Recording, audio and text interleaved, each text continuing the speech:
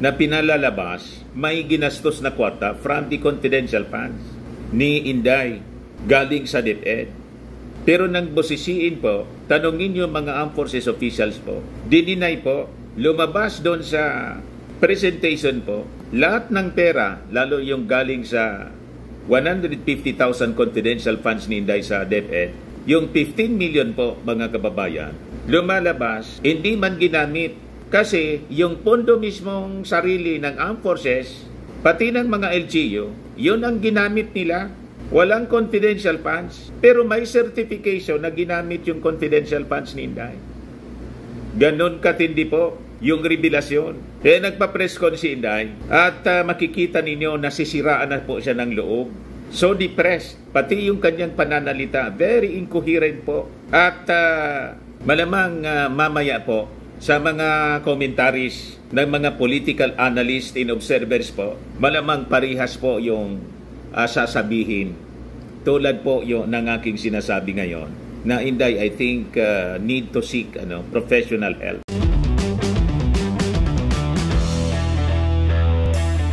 Ito naman po yung bago naming product na binibenta online.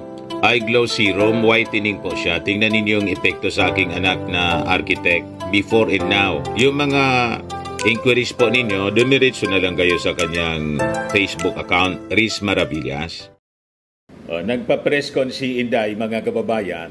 As you know, ang intensyon niya para sagutin yung mga revelasyon during the hearing sa Congress na sinagawa kahapon ng Committee on Good Government and Public Accountability, chaired by Manila Congressman Joel Achua. Kaya lang po mga kababayan, nang panoorin natin yung press con, imbes mapabuti po yung kalagayan ni Inday, lalo yatang napasama. Ang hindi ko maintindihan, wala man lang bumulong kay Inday sa mga advisors niya, pinabayaan lang po na magsalita. Kagimbal-gimbal po yung mga pinagsasabi ni Inday. Pinagsabihan daw niya si Amy Marcos na pag hindian niya kayo tumigil, huhukayin ko yung tatay mo, huhukayin ko niya yung tatay ninyo, at itatapon ko siya sa West Philippine Sea. Ewan ko kung nagbibiro ba siya o seryoso siya sa kanyang sinasabi. At may nabanggit pa siya tungkol sa kulam. So sabi ko, ano nangyari sa Vice Presidente? Out of this world na yung mga pinagsasabi at na talagang nakakagulat po. Sa isang tulad ko na observer po sa behavior ng isang tao, lalo na sa pagsasalita, parang sabi ko, ano kaya iniinom ni Inday? Kasi baka lasing si Inday o kung hindi, because of the pressures mga kababayan sa kanya, sa tindi ng mga revelasyon, lumalabas kasi doon po sa congressional hearing, yung mga naka-partner niya sa implementation ng mga program sa confidential funds, yung mga armed forces of the Philippines officials po, nilaglag po siya. So I think feeling ni Inday, yung mundo niya po mga kababayan is crumbling. And pag pinakinggan mo siya, parang mentally unstable or mentally disturbed. Incoherent po yung kanyang mga pananalita at yung mga facial expressions niya kakaiba. So kung ako po yung kung ako yung political advisor or kaibigan ni Inday nandun, ang gagawin ko kay Inday, bubulungan ko siya. Madam Vice President, pahinga ka na po siguro. Parang pagod ka po. Kasi yung mga pinagsasabi ni Inday po, talagang nakakagulat, kagimbal-gimbal po. Kaya sabi niya rito, kung hindi kayo tumigil, huhukayin ko yung tatay ninyo. Itatapon ko siya sa West Philippine Sea. Vice President Sara Duterte says sa ginawang press conference niya kanina. Ito po. Sara Duterte sinabing itatapon niya ang katawan ni Marcos Sr. sa WPS. Yan pa. Si BBM, may listahan ako ng 5 bagay na impeachable offense niya. Sabi pa niya, the nations anya elected a leader who does not know how to be a president. Ganyan mga kababayan katindi, yung mga binitawang mga pananalita ni Inday. Saka may kwento pa siya tungkol sa kulam. Sabi ko, Parang wala yata sa sarili si Inday habang nagpapapress con.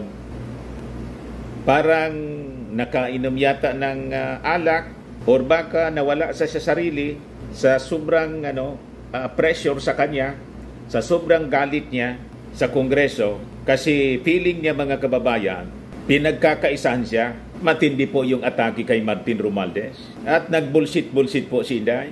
Pinost pa nga ng kanyang mga supporters. So, proud kasi sila. Run Sara Run movement. Bullshit sila. Bullshit, sabi po ni Inday. Tapos sabi pa niya, noon lahat para sa bayan, sa Diyos at sa pamilyang Pilipino. Ngayon, drag me to hell. Yan daw ang ginagawa sa kanya ng Congress ni Martin Romualdez at ng ating Pangulong Bongbong Marcos. But before ko mga kababayan ibigay sa inyo yung full story ng mga balitang yan, click subscribe muna dito sa ating YouTube channel and hit the notification bell para lagi po kayong updated sa mga kaganapan dito sa ating bansa. Like and share na rin po ninyo ng ating video at wag na rin po ninyo na skip yung ating mga commercial ads para tuloy-tuloy lang ang pag-unlad ng Bagong Pilipinas. At itong ating programa mga kababayan, atid sa inyo nitong ating mga sponsors.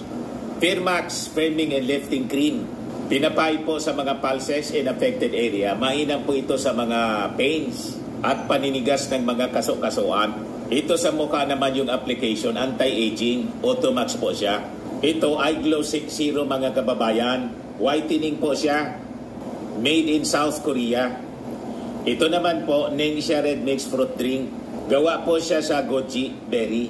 May anti-cancer properties po siya.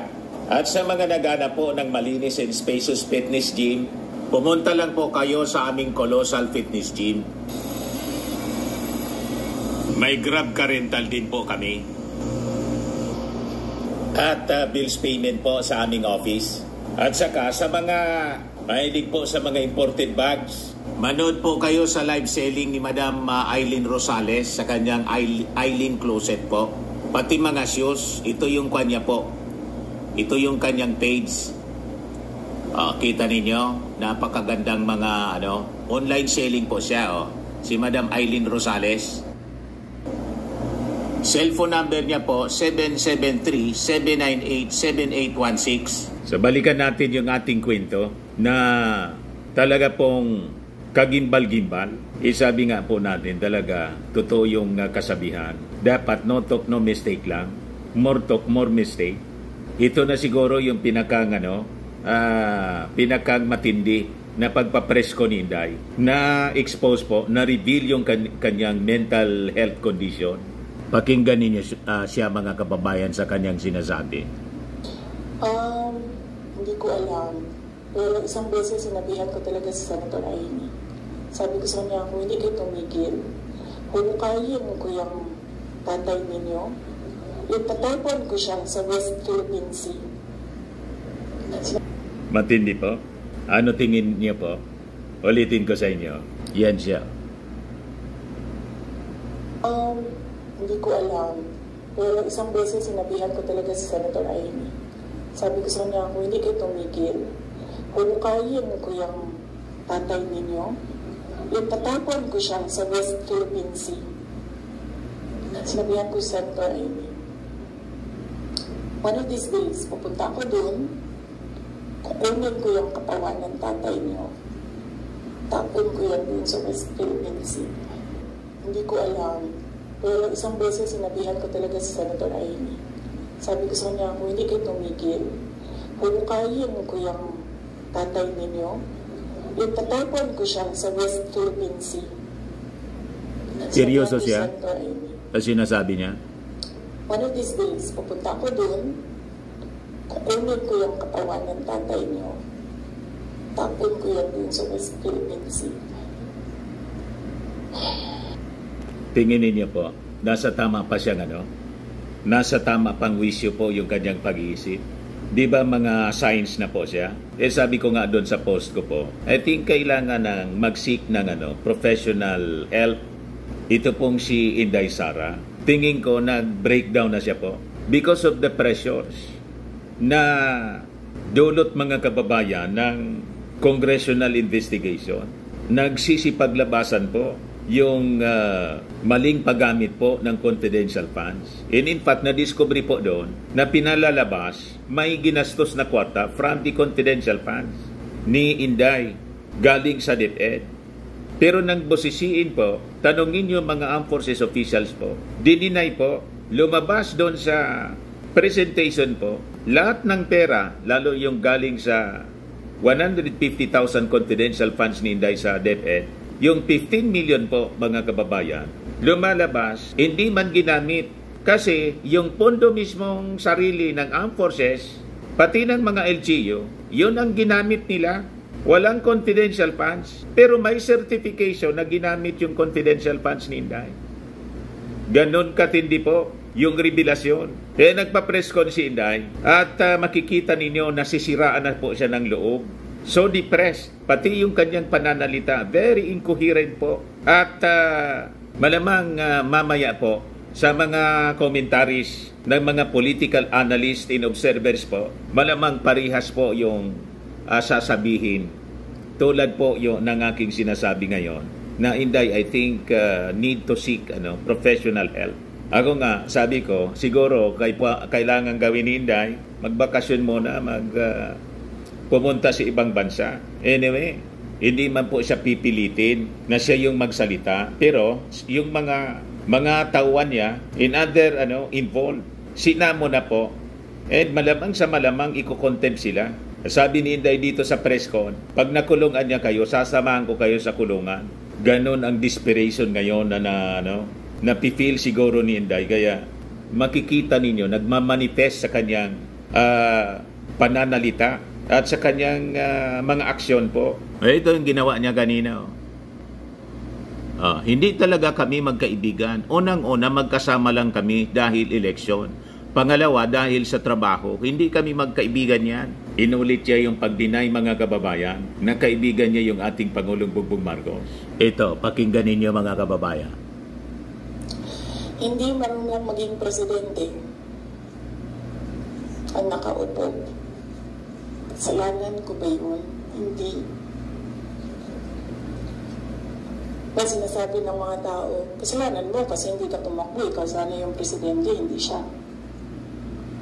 Okay ka na, I said, maaga ako nagsabi na hindi ako tatakbo for president. May madaming mga negative tungkol sa listahan. Okay, so ito pa, mga kababayan. Before ako umupo, alam ko, impeachable officer ako. So, binasa ko yan. Ano ang impeachment? What are impeachable offenses? Ano ang pwedeng gawin mo na ma-impeach ka? Binasa ko yan lahat. Sa BBM, sabihin ko sa inyo, ay listahan ako ng 5 bagay na impeachable offense niya. Pero sa tingin niyo, papasa dyan sa House? Of course, hindi. Ito, mga kababayan, medyo mahaba-haba ito. Yung clip ng Philippine Star. Siguro yan na rin yung sagot sa unang question mo. Paano ko nasabi na isubstantiate ko yung sinasabi ko?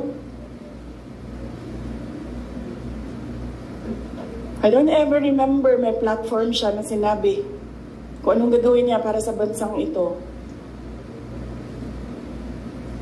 Di niya sinabi ano ang gagawin natin sa food security. Wala siyang sinabi kung anong gagawin natin sa inflation na darating. Kasi alam naman natin na at the time na darating yun eh. Kasi nakikita na, na-forecast na siya. So, yan yung pagsasubstantiate ko sa sinabi mo. I don't ever remember, may plataforma siya, I don't ever remember him discussing kung ano ang gagawin sa problema ngayon. Alam niyo noon, pag pumupunta ko sa 7-Eleven, expensive yan na tindahan, diba? Ay, sorry, 7-Eleven. Pero yes, expensive sila. Kasi, ano sila, go-to. Mabilis ka makabili, nandun yung kailangan mo. 1,500 ko noon. Bili na ako ng corned beef, bili na ako ng tinapay, bili na ako ng kung ano-ano. Ngayon, ang 1,500 ko, tsokolate na lang ang mabili ko. Tsaka ice cream. Wala na ang corned beef, wala na ang tinapay. Tingnan niyo po, parang bata na siya. Yes. Just a very quick follow-up. Ito conversation happened. Pati facial expression niya. Kakaiba. Hindi kasi conversation yun eh. Group chat yun. Tapos, tingnan niyo. noong banat sila ng banat, sinabihan ko na talaga siya. Sabi ko, one of these days, huhukayin ko talaga yan. Tapon ko yun sa Philippine Sea, yung tatay ninyo. Okay, so pwede tumuloy na muna tayo. Ha? Kasi gutom na ako. Kita ninyo, parang bata na. Yan. Sara Duterte, sinabing itatapon niya ang katawan ni Marcos Sr. sa WPS. Tingin ninyo, nasa tama pang pag-iisip po si Day? O isa na itong signs of mental instability? Yung kanyang mga statements po is very disturbing. Baka si Inday po makagawa ng hindi kanais-nais po. Kung hindi patitingnan po ang mental condition po ni Inday.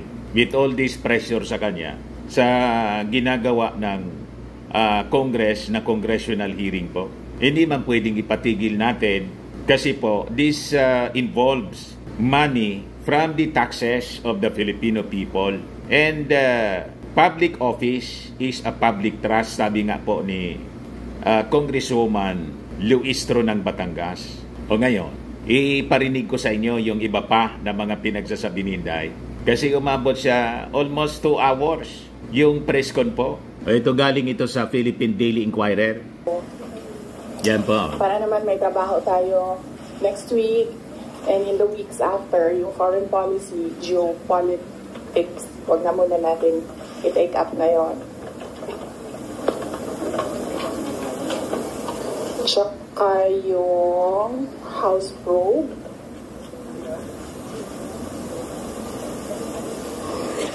Antayin muna natin yung next House hearing.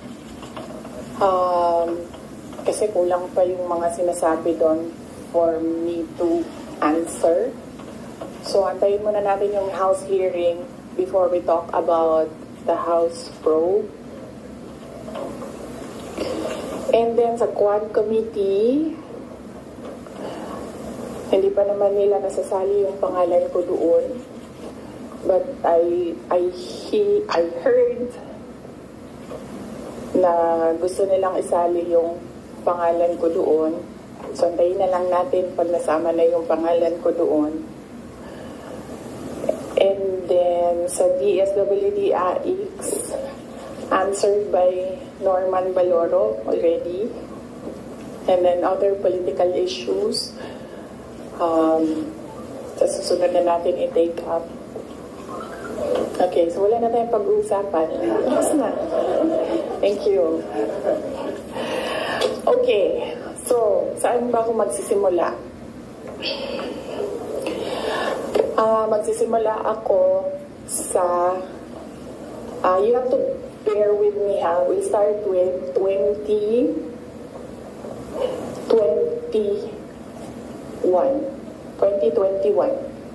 Doon tayo magsisimula sa 2021. So, doon muna tayo kay PRD, then mag-move tayo kay BBM, and then we'll move to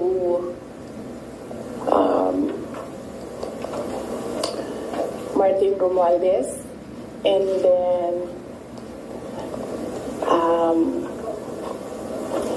merong isang person of that triangle. Hindi muna natin siya i-mention because I'm waiting for more information coming out doon sa House probe bago ko i-mention yung pangalan niya. And then siguro a little of confidential funds. May paduda siya. May love triangle daw. So 22. Kasi madami ang nagsasabi na we are baka ito yung sinasabi ng video. Another video, mga kababayan, na tulad sa pulburon. Because matigas ang ulo. Dahil Sara, hindi siya nakinig sa tatay niya. Kung nakinig lang siya sa tatay niya, tumakbo siyang president. Hindi mangyayari itong nangyayari sa bansa natin ngayon. So nagsisisi siya, hindi daw tumakbong presidente. Hindi daw siya nakinig sa tatay niya. Even kapag pumupunta ako sa mga iba't ibang lugar, diretso ako sinasabihan ng mga tao, hindi ka kasi nakinig sa tatay mo. Or they would say, one time nasabihan ako, it's all your fault.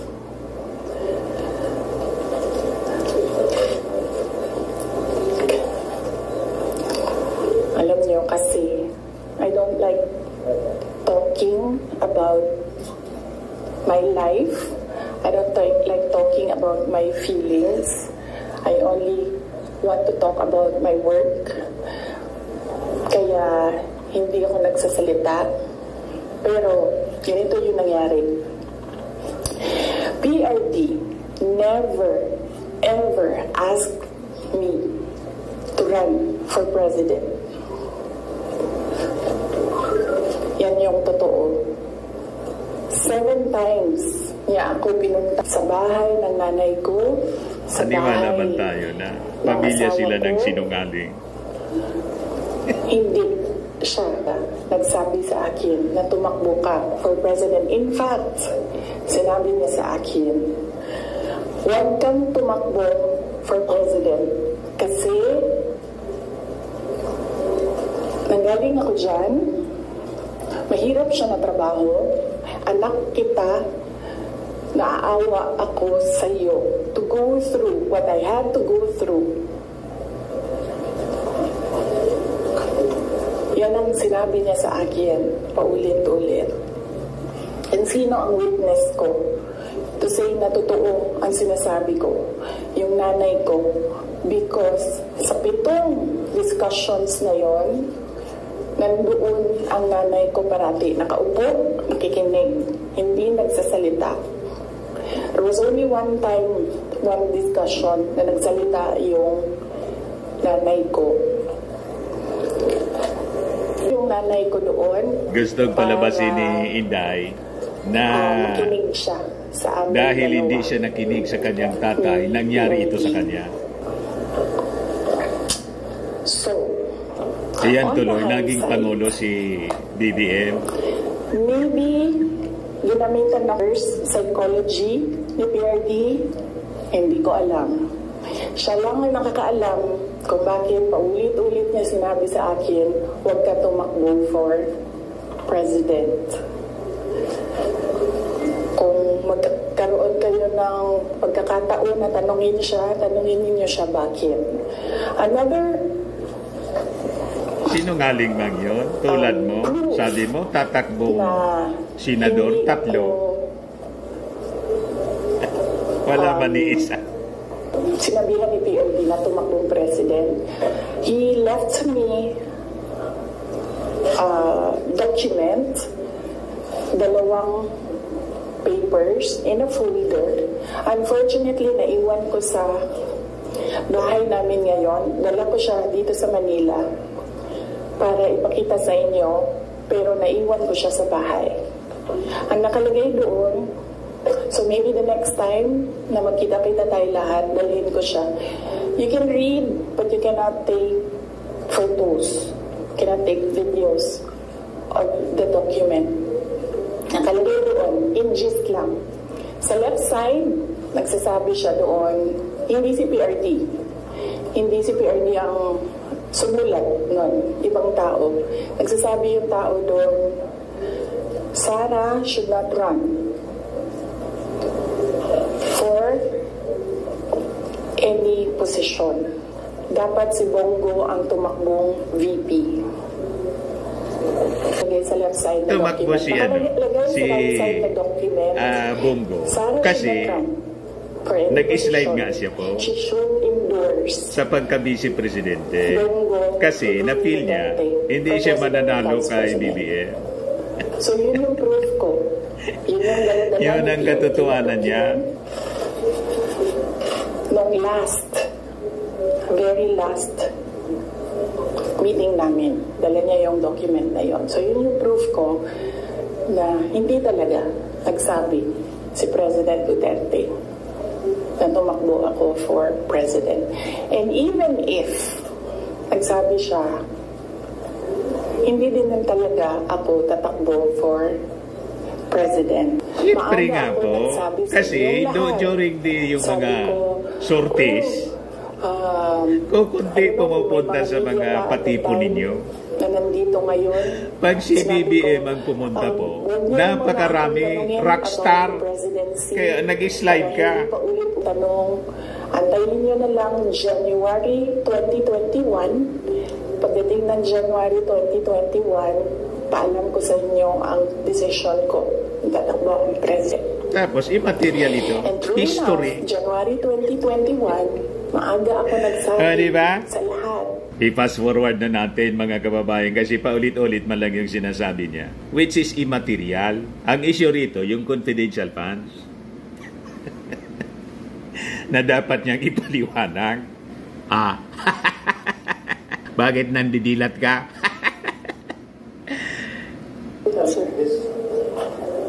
Good morning, Mikael of Reuters. Ma'am, why are you telling all these details to us now? What's the context? Ang context nito is the sit-down that I promised everyone. Nagsabi ako na mag-sit down. Merong mga questions noon na sinabihan ko. Bakit mo niya kinikwento? Anong context It nito? needs to sit down. Pinut off ko yung sit down na yon. Sabi ko nga, I don't like talking about my life. So, hindi ko siya ginawa. Related siya sa letter A. Diversionary po. PBBM's Sa deception totoong claim dapat niyang sagutin. versus, And it should be in Congress, not in press con. SD. Tama ba?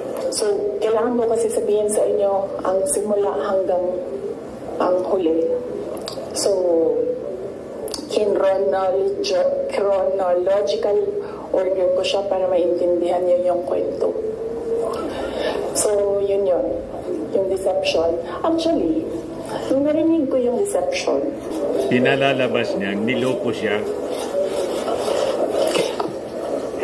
Niloko siya ng ating Pangulong Bongbong. sasagutin.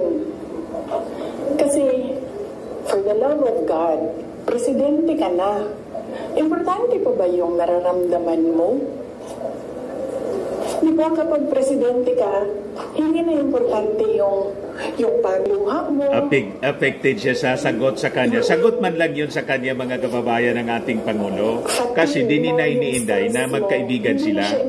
So sabi ng ating Pangulo, all along niya, ang paniwala ko, magkaibigan kami. Yung nararamdaman. But dahil niya sa sinabi niya, I think niya, maybe niya, I've been deceived. Mag-isip about deception ng isang babae. Affected mga kababayan si Inday sa sinabi niya. Siya kasi yung nagsabing hindi sila magkaibigan pala. Ano? Yung presyo ng gasolina. Issue ng gasolina na yung topic niya. Kung sino yung maka-afford ng spaghetti, ng mango float, ng mga importante sa Noche Buena, ng mga bahay-bahay. Di ba yun yung... So may panahon ka talaga na mag-isip na, this girl. Siya yung nagsimula niya. Hindi ko nasasagutin. Sandali lang hindi ako nagko-cocaine. Pero sobrang lamig niya na yung sipon. Sir, mangi ang tissue.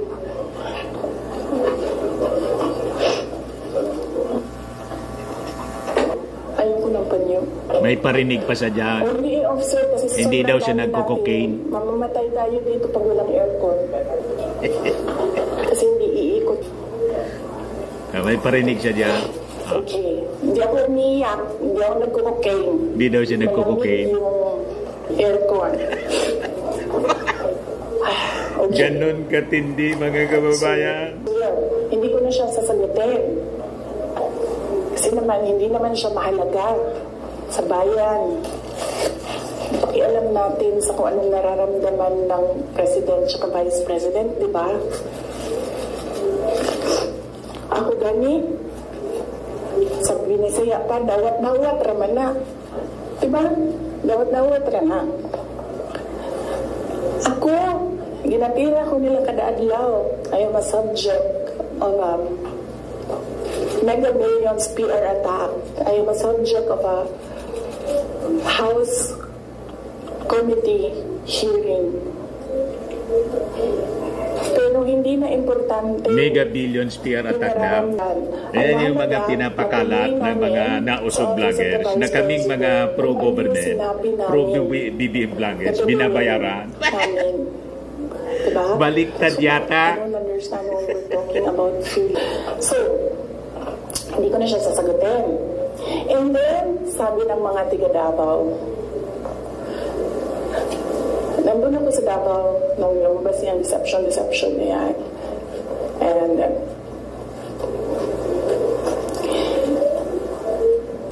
iba-iba na yung reaction ng mga tiga Davao. And lahat, hindi maganda yung reaction. Yawa na, lagi man na masama ang reaksyon ng mga taga Davao na kasama mo. Pero may mga taga Davao na hindi man conforme sa sinasabi ninyo. Yung mga supporters ni Carlo Nograles. So I diba?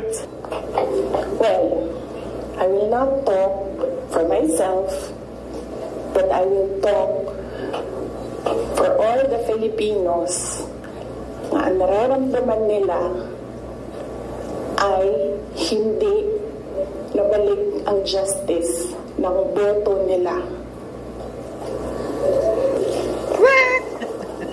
So yan yung context. Kayo man lang po? Okay. Hindi nga kayo makaipo ng, ng 1,000 sa mga rally? 2021 October, filing. Kita ninyo ako nag-file ng mayor.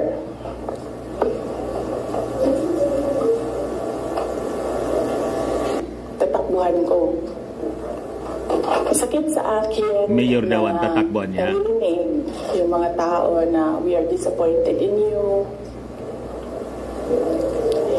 Kasi sa pagtakbo ba, dili magud na kanagyan. Wag na po ito. I-fast forward natin mga kababayan kasi irrelevant history. Ito kay Senator Amy, mga kababayan. So pag convince sa kanya daw na tumakbong Vice Presidente. Si PG.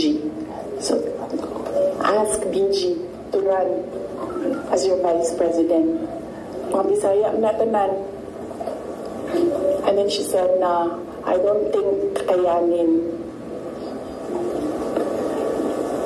na manalo kami kay Lenny. And then I said, ask Manny Pacquiao to slide down. He's already running for president. And she said, we already did. And Manny Pacquiao told us that God asked me to run for president. So how can you argue with God? Sinabi daw ni Amy, hindi mananalo sila, hindi mananalo si PBBM pag pag hindi niya sinuport. So, I said, sabi ko, it's never been talked about. I need to talk to my family and I need to see kung mananalo ba ako for Vice President. Because I've never seen my numbers as Vice President. And then she said, okay, let's talk about it. And then, early November, nandun ako sa Cebu. Pumunta ko Cebu, nakita niyo yun, di ba? For an event. And, nandoon din sila. Hindi ko alam kung bakit sila. When I say sila, si BBM at si Senator Amy. And hindi ko nag-request sila ng pag-usap din. So sabi ko, okay. Ang gusto niyang palabasin, kaya nagkikwento siya, si President Bongbong, walang utang na loob. Kasi gusto umeksena ni Martin Romualdez. Diba? Yan man lang ang gusto niyang palabasin. And then pag-upo ko ba? Kasi ngayon, pinapa-imbestiga siya ng Congress dahil sa confidential funds. Kaya dahil iniimbestiga siya, pinalalabas ni Inday, walang utang na loob. Kasi naging presidente si BBM dahil sa kanila. Yan ang narrative nila, mga kababayan. Ituloy natin. Binabaste, ginanon mo ng PRD, and then ginanon niya. And then he said na, wala na akong masasabi. Diyan. So,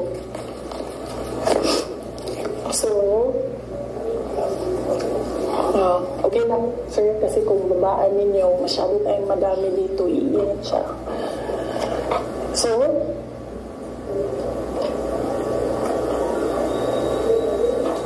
tumakbo ko ang Vice President, alam na natin lahat yun. Ginawa ko yung kampanya, alam na natin lahat yun.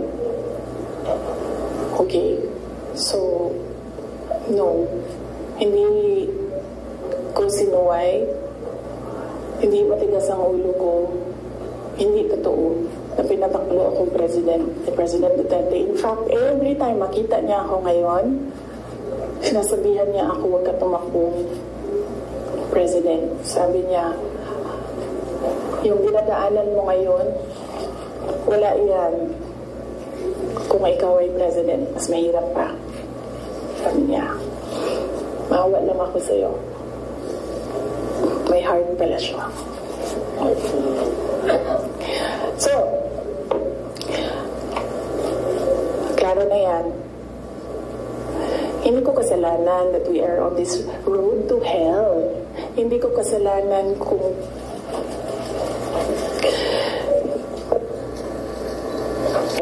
road to hell daw. Kasi kung alam mo naman na may kakulangan ka, hindi daw marunong yung Pangulo na maging Pangulo. Mo para mag-catch up. Hindi ka naman uupo lang doon na parang, may kakulangan talaga ako, ganun talaga. Hindi ganyan. So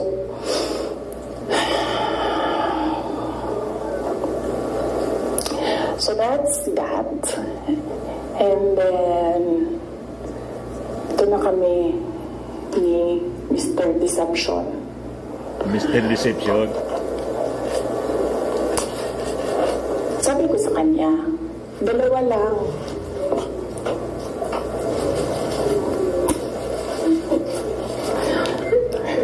Para pantay. Dalawa lang. Sabi ko, dalawa lang. Ang request ko sa iyo, if you win, dalawa lang ang request ko sa iyo. And I think, tawag sa Pangulo, Mr. Deception. Pero meron akong nabasa sa mga na merong nakikinig niya. Kasi nag-post yung taong yun. Pero yun yung request ko at the time. Kami lang dalawa. Sabi ko sa kanya, pag nanalo ka, dalawa ang hingin ko sa iyo. Unang-una, yung trabaho ko. I want to work sa security sector kasi there will never be development kung hindi solid ang security backbone mo. Hindi ko sinabi sa kanya yan. Pero, tinanong niya ako, bakit Department of National Defense? Sabi ko sa kanya, kasi karamihan naman ng problema hindi man talaga ibibigay sa kanya yung gusto niya ang DND kasi pro-China. Nandiyan yan sa Mindanao. Kinalakihan niyo yan. Naiintindihan ko siya. May po. Nung bumaba ako, may insurgency free na ang Davao City. So, may peligro sa likod niya kung siya na trabaho.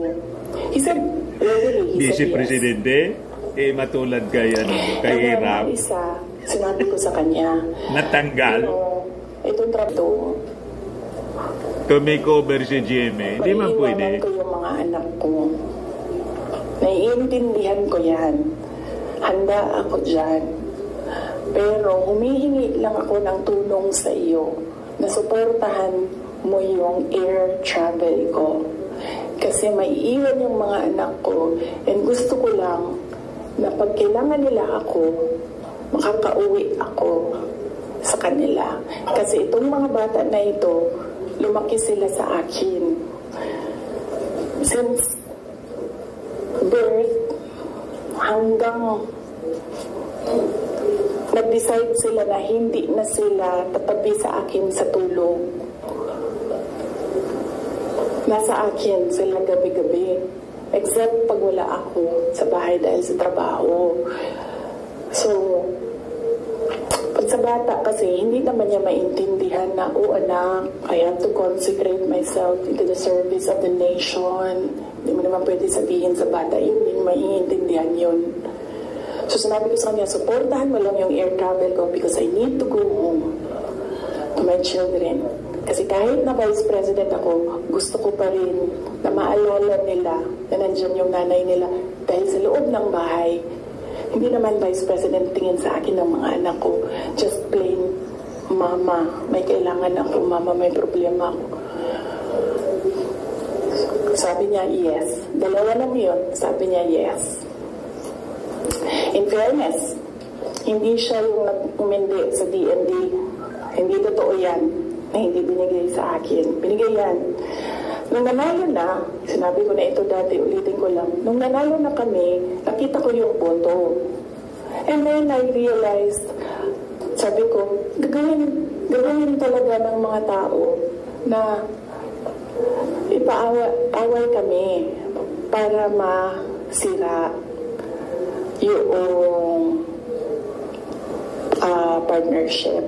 Yun talaga ang gagawin. Lalong-lalo na ng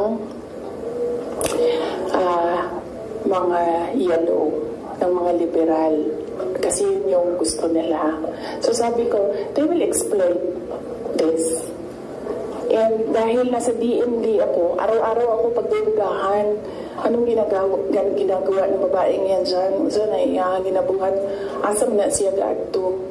Planning ako dita, planning to overthrow the government. Kasi DND yan. Hawak mo ang military. Sabi ko sa sarili ko, matalino na ang ating Pangulo, hindi pa iisa. Barkada mo si GMA, the plotter. Sabot ko yung siyang kasama. Magtrabaho ka, unya na pa yung nga nga intriga. Madaot lang imuhang kamada. So yun lang ko. Sabi ko sa kanya, pwede ba ako lumibat sa education? Kasi tatlo naman yung plataforma ko. Mapayapang pamumuhay, trabaho, edukasyon. So sabi ko, pwede ako lumipat ng DepEd.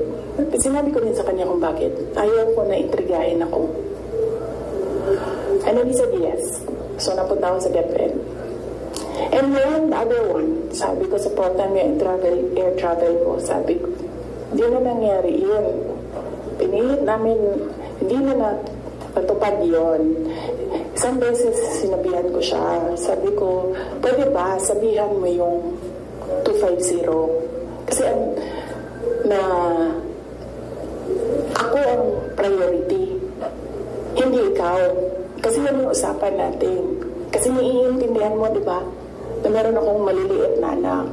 Kasi sinabi siya, do I have to tell them? A semi-British accent. And I said, of course. Kasi presidente ka, ikaw magsabi. So, hindi na isang beses. And then one time, priority daw si Lisa. Hindi ko alam kung anong trabaho niya para sa bayan na ito. And then one time, priority daw si ganyan. So, I said, okay. This is, gusto niya, priority siya. Some form of insincerity. Diba? Okay, ano problema Spoiled yan? talaga po, mga kababayan. Kasi problema ko lang naman yan. Hindi man yung problema ng bayan. Problema ba ng bayan? Paano ako babiyahe? Hindi naman. So, maliit na bagay. ako na gagawa ng paraan para ako maging nanay. Hindi na ninyo problema yan. Maliit na bagay lang yan. Okay. So, that was that. That was personal sa aming dalawa. And then, dito na tayo sa DepEd. Alam niyo na yon, diba? Sinabi ko na sa inyo ang budget ng DepEd. Question? Yes, ma'am. You said for around 11:14 a.m. Hindi ko kasalanan na we're in this road to hell. Hindi ko kasalanan na hindi marunong. You did not finish your sentence, sir, ma'am. Can you elaborate po? Hindi marunong maging presidente. Ang ko ba yun? Hindi marunong maging presidente yung puno. Na sinasabi ng mga kasalanan mo kasi hindi ka tumakbo. Ikaw sana yung presidente, hindi siya. But then I said, maaga ako nagsabi na hindi ako tatakbo for president. May madaming mga negative tungkol sa listahan. Okay. So, yes, sir. Yes. Sir, tapos ka na. Balikan kita. Ikaw muna, sir. Hanggang anong oras ito, JC? Parang baka. Tingnan mo. It's up to you, ma'am. Up to you?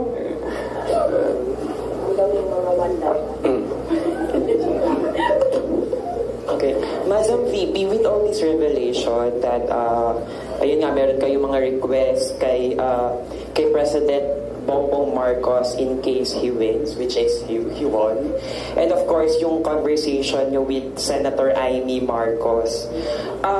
Ngayon ba, do you regret teaming up with President Ferdinand Marcos during the 2022 election?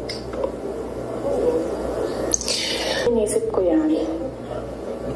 Naisip ko na yan. And then naisip ko kasi, ganito, sila yung tumatakbo, diba? Tumakbo si BBM, tumakbo si Lenny. So, idea lang naman sa kanila yung mananalo noon. Tapos mayor ako ngayon. Imagine natin, parallel world na either sa kanila ang president and then ako ang mayor. So, I'm sure, lahat ng mga nakapalibot sa kanila, magtitingin pa rin sila sa akin doon sa Davao City. Hahabulin pa rin nila ako doon sa Davao City because tinitingnan nila, palibot sa kanila, wala na yan silang pakialam. Wild mga kababayan mag-isip. Pero yung mga nakapalibot sa kanila, may pakialam. Sila yung tumitingin ng future. Sila yung tumitingin ng 2028. And then, meron akong realization yan because ang nagsabi sa akin yan, si former Senate President Manny Villar. Sabi niya, wala kang kawala dyan. Saan ka man magtago, saan ka man pumunta, hahabulin ka nila kasi tinitingnan nila ang 2028. So, I don't regret running for Vice President kasi imagine nyo, kung mayor ako, tapos hinahabol nila ako ngayon.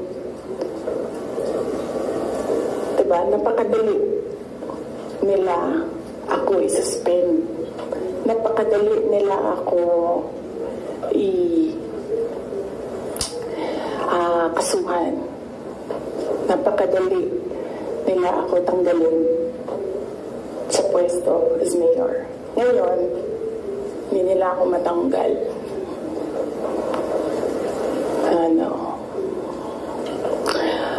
They can drag me to hell. Pagdating din,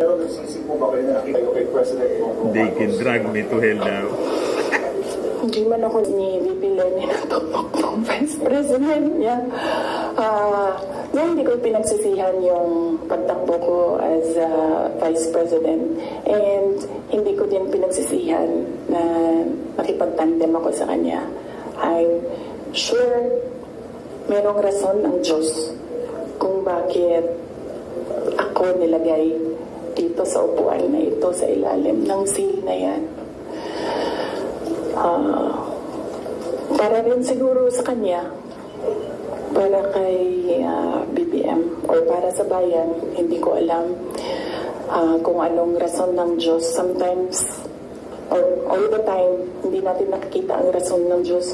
Nakukonect na lang natin siya kapag meron ng ibang nangyari sa buhay natin. Siguro, yun yung rason. Para, ganito, gawin ko, bullshitin ko sila ng bullshitin. Bullshit kayong lahat. Drag me to hell. Sorry kasi hindi pa sila nakatanong. Bullshit. Good morning. Kita ninyo. Asa po ko yung intention to run for Vice President from the very beginning. Can we say na napilitan pa talaga kayo, and without yung call ni Senator Amy, masasabi nyo ba na nagamit lang kayo para lang manalo si President Bongbong Marcos sa pagkapangulo? Napilitan, hindi. Very rational yung decision making ko sa pagtakbo as Vice President. Sinabi ko kanina. Ganun din ginawa ko. Nilista ko yung positive, nilista ko yung negative. Nandun yung positive, sinabihan ko yung pamilya ko, telling me the negatives. So, ano yung isang tanong? Nagamit. Yes. Clear naman yun. Tinanong ko, bakit ako? And then she said, matatalo kami ni Lenny kung hindi mo dalho ng mga Bisaya.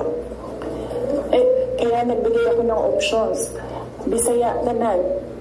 De La Rosa, Bongo, Manny Pacquiao. And then she said na hindi kakayanin. Except for Manny Pacquiao, hindi naman siya nagsabi na hindi kakayanin. Ang sinabi lang niya, nag-refuse si Senator Manny Pacquiao. So, of course, ginamit nila ako para manalo sila. Obvious naman yun. Gusto niyo makita yung survey? Hindi ko siya dala. Pero next time dalhin ko, and then pwede kayo tumingin pero hindi kayo pwede mag-picture. Yes, ma'am. Sir, DWIC. Yes. Ma'am, good morning. Ayong buntag, ma'am. So, tanaw niyo, ma'am, sa tingin mo, ma'am, dapat tumakbo na lang po kayong presidente? Hindi. Kung papabalikin ako, tatakbo kang Vice President. Ilagay ko dyan. Drag me to hell. Ma'am Marlene po, from Radyo sa Estrella. Here po, ma'am. Yes, ma'am. Ma'am, having said na hindi mo kasalanan na hindi marunong maging presidente, yun ako po ngayon, ibig sabihin ba hindi po kayo kontento sa trabaho po ni Pangulo? Kaya nga umalis ako, di ba, sa administration. Hindi ko na gusto yung mga naririnig ko doon. Hindi ko na gusto yung mga nakikita ko doon. Kayo, kung gusto nyo ng pera, natatakot kayo, kayo na. Huwag nyo na ako isali. The reason why, noong 2016, ito, sidebar na lang ito, nito kasali na, tayong tatagal nito. Huwag na yan. Sige. Ay hindi. Hindi ko na gusto. Kung presidente niyo siya, okay lang. Ako, hanggang vice president lang ako. Hanggang number 2 lang itong bansa na ito. Wala itong number 1 para sa akin. Yes, Bea, Mamborajo. Yes po. Hi ma'am, kanina po kasi sinabi nyo na, ma'am here. Yes. Kanina po kasi ma'am sinabi nyo po na inahagapon ng ICC. Alam niyo ba bakit hindi umuusad yung ICC? Kwento ko sa inyo next time. Masyado na kayong madaming material. Pwede natin i-cut ito. Red Mendoza. Ma'am, sorry ma'am. Ma'am, may hanging question ako sa inyo the last time kasi ito yung tungkol doon, yun nga, you're referring nga yung tungkol doon sa tandem ninyo with the President. And do you think po ba, may regret po ba, did kayo supporters ninyo were forced to vote for the President as tandem? Yun nga yung sinasabi ko before na Kasi may mga supporters din si President Marcos sinasabi na budol din sila sa inyo. Budol ako? Oo, nabudol din daw kayo sa... Nabudol din sila sa inyo. Parang gano'n sinasabi ng mga loyalista ni BBM na bumoto sa inyo as tandem. So, pwede na po ba masagot yun, ma'am, kung sa tingin niyo po ba bumaba yung pagbaba ng inyong suporta sa mga loyalista ni BBM ay enough po ba sa iyo na or does it matter po ba na bumaba yung suporta ng mga loyalista ni BBM sa inyo? Hindi ko alam kung ano yung nire-refer nila na napudol ko sila. Hiningi nila sa akin yung kampanya ko, binigay ko sa kanila, nanalo sila. So, saan na ng budol? Nung tumulong ako sa administration, ang DepEd was, top 3? The morale of the teachers were so high na they were happy. Sa akin ba yun, kung number 3 ang DepEd? Ako ba ang presidente? Hindi. Sa kanya yun. Cabinet member lang ako. Diba? Ako ang DepEd. Sa akin ba yun? Hindi. Hugas ka man. Wala man siyang nagawa sa DepEd. Accomplishment yun ng president. Budol. Isara San Presidio, Fuji TV. Hi, good afternoon. During the time of your dad as president, he was not also having good terms with the Vice President Lenny, and now apparently parang naging naging president yon on this administration as well. How do you feel about that? And my follow-up question would be, are you looking into running on 2028 as president? Okay. So, si PRD, in all fairness to the person, hindi yun nanggigipit ng tao. Hindi niya ginipit si Lenny Robredo. Tinanong ko, bakit 700 lang yung budget ninyo at the time? Kasi 700 lang talaga ang pinropose. Hindi natin alam anong rason. Yan yung sinabi ko doon sa budget. Hindi kasi masiba. Sinuspend ba ni PRD? Yan ang rason yan, mga kababayan. Malinaw. Lahat ng mga tumatanggap sa kanya doon sa iba't ibang lugar, nasuspend ba yun? Nawalan ba ng budget? Wala naman. I don't remember anyone ever complaining na naalis sila sa pwesto kasi kaibigan nila sila ni Robredo. Wala. So, hindi yun siya mahilig manggipit ng kalaban. Kung maalala niyo, kalaban niya, mortal, kalaban niya sa politika. Hindi sa personal na buhay. Sa politika, si Speaker Nograles, never yun nagipit sa Davao City.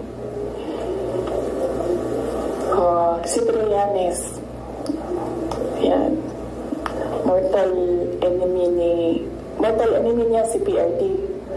Si PRD thinks nothing of him. Pero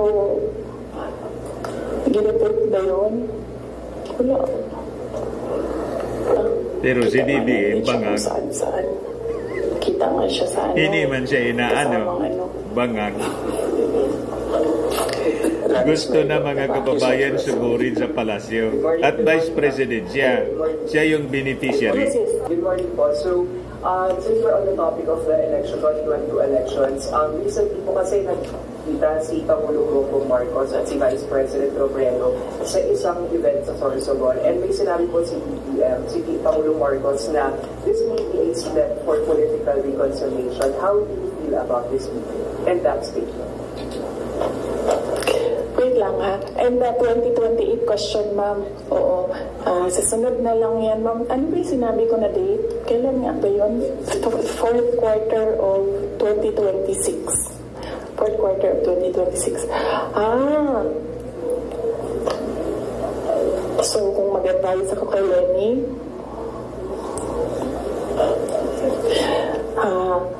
Ma'am Lenny, manood ka ng aking sit down. Panood na naman po. Wait, ituloy ito. Good morning po, Sir Vice President. Ang papa niyo po ang naggawa ng desisyon against all Filipinos na may libing si Marcos Sr. sa libingan ng mga bayani. Ano na po ang nangyari ngayon? Nakalimutan na po ba ng nakaupo ngayon? Maraming salamat po. Hindi ko alam. Pero isang beses sinabihan ko talaga si Senator Amy. Sabi ko sa kanya, kung hindi kayo tumigil, hukayin ko yung tatay ninyo. Yung tatapon ko siya sa West Philippine Sea. Sinabihan ko si Senator Amy. One of these days, pupunta ako dun, kukunin ko yung katawan ng tatay niyo. Matindi. Tapon ko yan dun sa West Philippine Sea. I don't think sumagot siya. Hindi ko maalala. Nandun pa yun sa group chat. Mayroong mga nakakita. May ibang tao. Pero Senator Amy naman, kilala niyo naman siya, diba? Diretso yun magsalita. Hindi niyan, hindi siya, she's I believe, a sincere person. Sana tayo? Yes, sir. Tingnan natin kung anong masasabi nito, mga kababayan ni Senator Amy, na gaganunin yung kanyang tatay. Hindi mo na gusto yung mga nakikita at naririnig. Ito na yung kwento ni Inday na kahindik-hindik na kinukulam daw siya. May kulaman, mga kababayan. Parang si Pacquiao na pinapakulam din daw siya. Nag-hire na daw, mga kababayan, si Lisa ng parakulam galing pa sa ibang bansa. Iba yung kwento ni Pacquiao, mga kababayan. Palibasa, spiritual advisor. O ngayon, si Inday man, ngayon, sa press con, may nabanggit tungkol sa kulaman. Kinukulam daw siya. Sabi ko sa inyo, mga kababayan, kailangan ng check-up. Eto, pakinggan ninyo, mga kababayan. So, let's dive in. Budget. Ang huli, nagbuntong hininga po. magkasama kami nag-attend ng isang graduation. Truthfully, I wasn't feeling well. Kasi kinukulang nila ako. What? Andiyan na sila, umabot na sila sa kulang. Ay sama-sama na silang lahat. Kinukulang pa nila ako. So I wasn't feeling very well. Pero I had to go. Kailangan ko pumunta. Kasi para naman sa graduates yun. Hindi para sa akin yun. It's their happiest day. So, nagsama kami.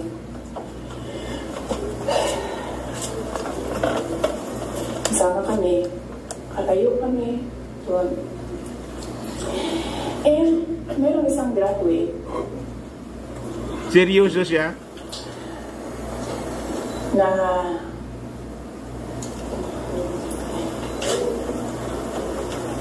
alam niyo, para sa akin, there was some sort of inappropriateness sa ginawa ng bata. Pero bata ito eh. So ikaw din, meron ka din dapat sana siguro pag-intindi kung saan nanggagaling yung bata. And ang reaction mo, ang response mo, should be so that the child will learn a lesson. So meron isang graduate. Sabi ng graduate, Mr. President, can I have your watch as a graduation gift?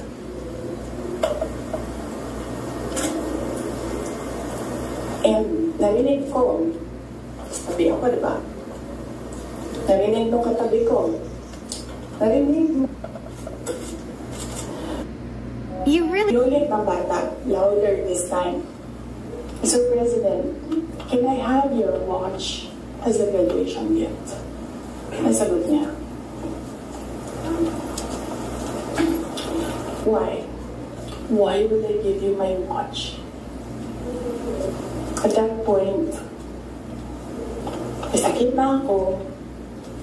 Kasi feeling very well. Nandun lang ako, nakakatayo ako dun kasi nagkamot ako. Gusto ko, ang galing yung ulo niya ba?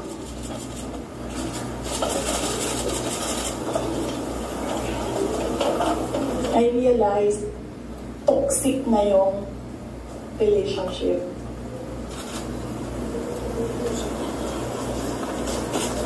And it did not help na itong dalawang katabi ko, tumawa pa. Walang pa nila yung tingin ninyo. bata. And I wanted Nasa tama pang pag-iisip si Inday. sa face ng bata, I wanted to help him. Sabihin sa kanya, itong relo ko na lang, relo ito ng Vice President, ito relo ng Presidente, pero I hope this will do. And then I realized na baka mas lalo mapahiya yung bata if I do that. So I just imagine myself cutting his head.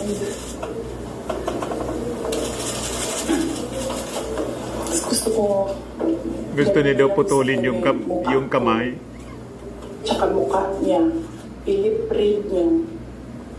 Yung sinasabi niya.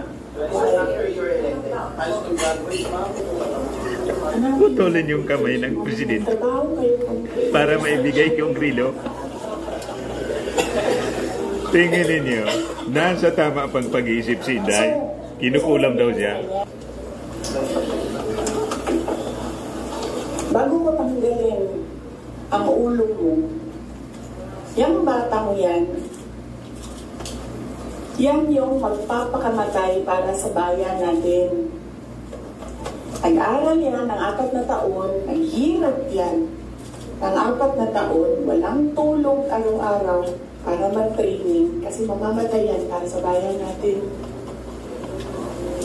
Yan yung batang yan ang maputulan ng daliri diyan sa kakaiba na yung ninyo sa West mukha ni Inday. And then, he said, so, na-realize ko, toxic na, di ba? Ganyan na yung imagination mo. Ang imagination mo, sinasakal mo na yung tao. And then I said, this is over. Tapos na.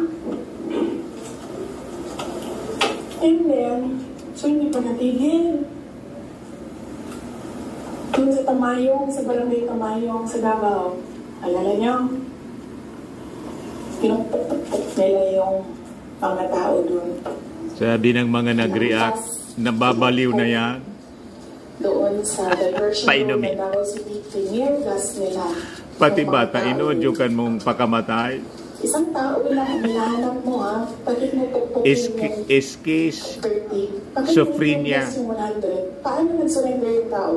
may lucid interval, Kinausap lang siya. delusional. Mag-surrender ka. And then he said, okay, I will surrender. So, anong purpose? Hindi na maintindihan ang pinagsasabi. Yung tao na hindi naman Highly unstable. Pati bata inuudyukan, pakamatay. Ano ba yan? Ano daw? Anong purpose? Anong purpose na i-tear gas mo yung tao for expressing his desperation, his frustration? Walang tirgas doon kay Kibuloy. Para lang maghanap ng isang tao Kung saan-saan na lang napunta mga kababayan yung kwento ni Inday. Yan sabi po. Pati yung mga nanonood, nakalata na rin. Iba na inaasta ni BP, manifestation na stress na siya. Ano daw yon? Bata daw, magpapakamatay. Ang anong pinagsasabi nito? Buang na day. Ala, nagwawala na. Matindi po. She's like that crazy aunt that everyone wants to avoid eating her food. So marami pang pinagsasabi si Inday, kaya lang kailangan na yung parental guidance. At sabi ko nga po, I think kailangan na ni Inday ng professional help. Masyado nang na-stress si Inday dahil po sa nangyayari sa kanya. Sabi ko nga po, ang lahat ng ito kagagawa niya at ng kanyang pamilya. Self-destruction ang ginagawa nila sa kanilang sarili. Yung paggamit niya ng confidential funds, hindi niya kasi maipaliwanag mga kababayan. Kaya nagpapapress con siya to defend herself. Kaya lang yung epekto po, baliktad po. Lalong napapasama yung tingin sa kanya ng ating mga mamamayan. Hindi man lang binulungan ng kanyang mga advisors. Madam Vice President, tama na po. Parang pagod na kayo. Kaya lang, kilala nilang matigas ang ulo, baka sapakin sila. Di ba? Kaya ayon, pinabayaan na lang na mag-self-destruct. Sa mga naghanap ng malinis and spacious fitness gym, pumunta lang po kayo sa aming Colossal Fitness Gym. We also offer Grab Car Rental with our brand new 2023 model ng Toyota Innova. We also accept booking for those who are planning to travel via PAL, Cebu Pacific, and other airline companies, local and international, and bills payment for Meralco Bills, PLDT, Aleco Bills, etc. Ang Colossal Fitness Gym is located at 3rd floor Security Bank Building, Landco Business Park, Legazpi City, Albay. For inquiries, look for Chilon Maravillas. Contact number 0966-802-0949. Yan yung aming Innova. Lagi na pong matao sa amin. Pati mga foreigners po, tingnan ninyo. Mga British tourists sila. Ang lalaki ng katawan na, mga kababayan, nag-gym sa amin. Ito naman po, Indian National. Ito mga mga European sila. Ito naman yung bago naming product na binibenta online, iGlow Serum. Whitening po siya galing sa South Korea. Tingnan ninyo yung epekto sa aking anak na architect entrepreneur, Riz Maravillas. For inquiries, look for Riz Maravillas on FB. Ito naman po, Firmax Firming and Lifting Cream. Pinapahid po ito sa mga pulses and affected area. Mainam po ito sa mga pains at paninigas na mga kaso-kasuan. Ito po, Automax Radiant Serum. Sa mukha naman yung application. Anti-aging po siya. You will look 10 years younger than your age. Sa mga cancer patients naman po, baka lang gusto ninyo itong itry. Nengxia Red Mixed Fruit Drink. Hindi man po siya gamot, food supplement siya. Kaya lang, gawa siya mga kababayan sa goji berry. Yung goji berry may anti-cancer properties. Yung mga inquiries ninyo, dumiretso na lang kayo sa aming messenger sa Facebook para masagot namin agad. Ayos po. Ako po si Dante Maravillas. Bye-bye. God bless.